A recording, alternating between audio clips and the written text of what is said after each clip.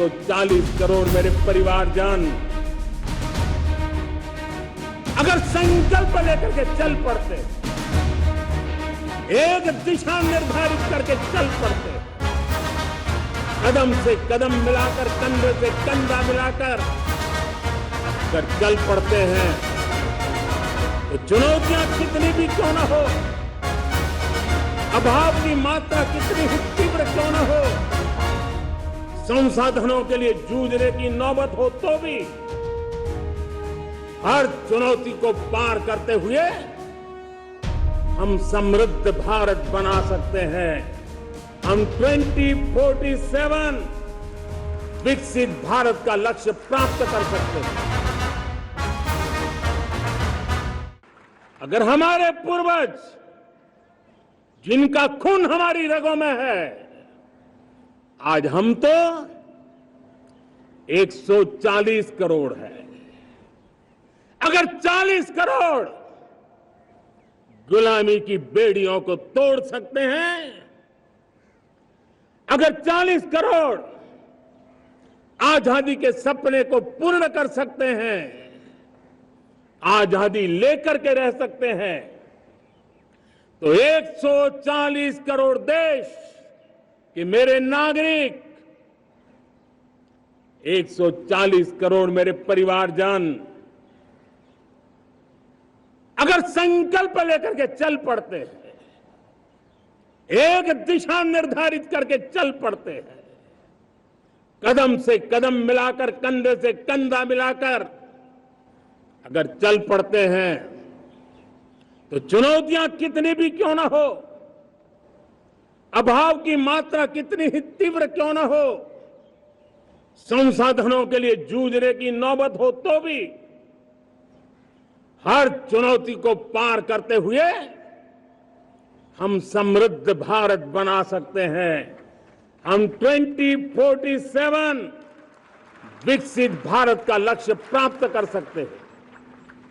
अगर 40 करोड़ देशवासी अपने पुरुषार्थ से, अपने समर्पण से, अपने त्याग से, अपने बलिदान से आजादी दे सकते हैं, आजाद भारत बना सकते हैं, तो 140 करोड़ देशवासी उसी भाव से समृद्ध भारत भी बना सकते हैं। साथियों, वो एक समय था जब लोग देश के लिए मरने के लिए प्रतिबद्ध थे और आजादी मिली थी।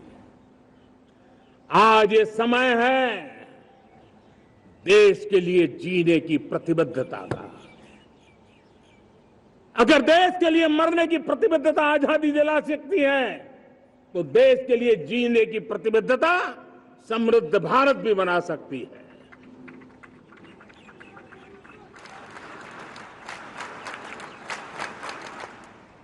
साथियों, विकसित भारत 2047 इस तरफ भाषण के शब्द नहीं है, इसके पीछे कठोर परिश्रम चल रहा है।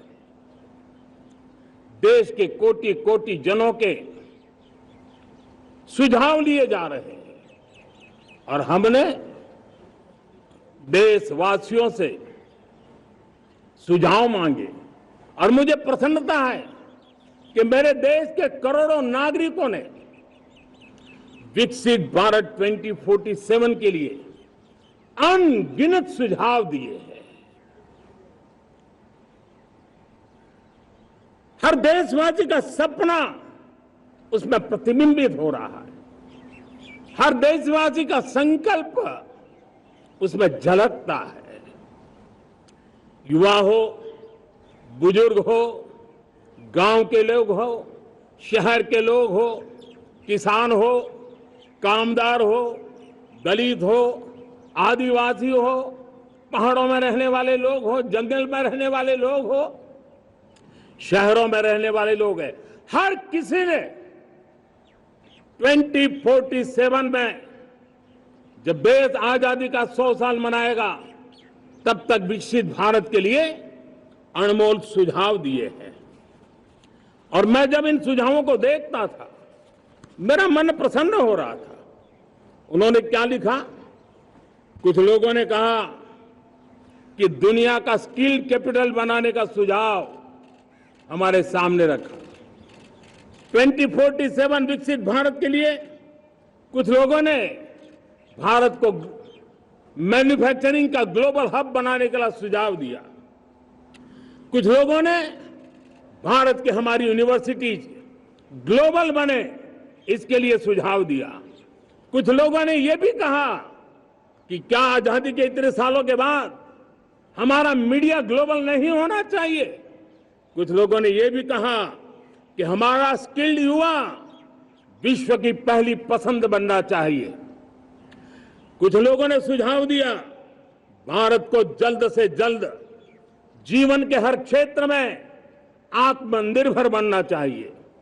कई लोगों ने सुझाव दिया कि हमारे किसान जो मोटा अनाज पैदा करते हैं, जिसको हम श्री अन्न कहते हैं, उस सुपर फूड को दुनिया के हर डाइनिंग टेबल पर पहुंचाना है। हमें विश्व के पोषण को भी बल देना है और भारत के छोटे किसानों को भी मजबूती देनी है। कई लोगों ने सुझाव दिया कि देश में स्थानीय स्वराज की संस्थाओं से लेकर के अनेक इकाइयां हैं, उन सब में गवर्नेंस के रिफॉर्म की बहुत जरूरत है। कई लोगों ने लिखा कि न्याय के अंदर जो विलंब हो रहा है उसके प्रति चिंता जाहिर की और यह भी कहा कि हमारे देश में न्याय व्यवस्था में रिफॉर्म की बहुत बड़ी जरूरत है। कई लोगों ने लिखा कि कई ग्रीनफील्ड सिटीज बनाने की अब समय की मांग है। किसी ने बढ़ती हुई प्राकृतिक आपदाओं के बीच शासन प्रशासन में कैपेसिटी बिल्डिंग के लिए एक अभियान चलाने का सुझाव दिया। बहुत सारे लोगों ने यह सपना भी देखा है कि अंतरिक्ष में भारत का स्पेस स्टेशन जल्द से जल्द बनना चाहिए।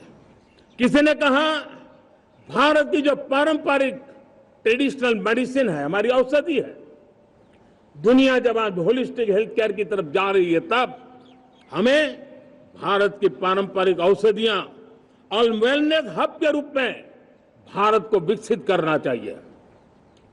कोई कहते हैं कि अब देर नहीं होनी चाहिए, भारत जल्द से जल्द दुनिया की तीसरी सबसे बड़ी इकोनॉमी बनना चाहिए।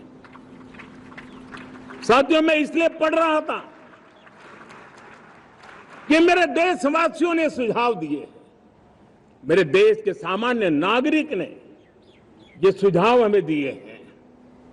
मैं समझता हूं जब देशवासियों की इतनी विशाल सोच हो, देशवासियों के इतने बड़े सपने हो, देशवासियों की इन बातों में जब संकल्प झलकते हो, तब हमारे भीतर एक नया संकल्प दृढ़ बन जाता है, हमारे मन में आत्मविश्वास नई ऊंचाई पर पहुंच जाता है। और साथियों, देशवासियों का ये भरोसा सिर्फ कोई इंटेलेक्चुअल डिबेट नहीं है, ये भरोसा अनुभव से निकला हुआ है। ये विश्वास लंबे कालखंड के परिश्रम की पैदावार है और इसलिए देश का सामान्य मानव याद करता है जब लाल किले से कहा जाता है कि हिंदुस्तान के 18,000 गांवों में समय सीमा में बिजली पहुंचाएंगे और वो काम हो जाता है, तब भरोसा मजबूत हो जाता है।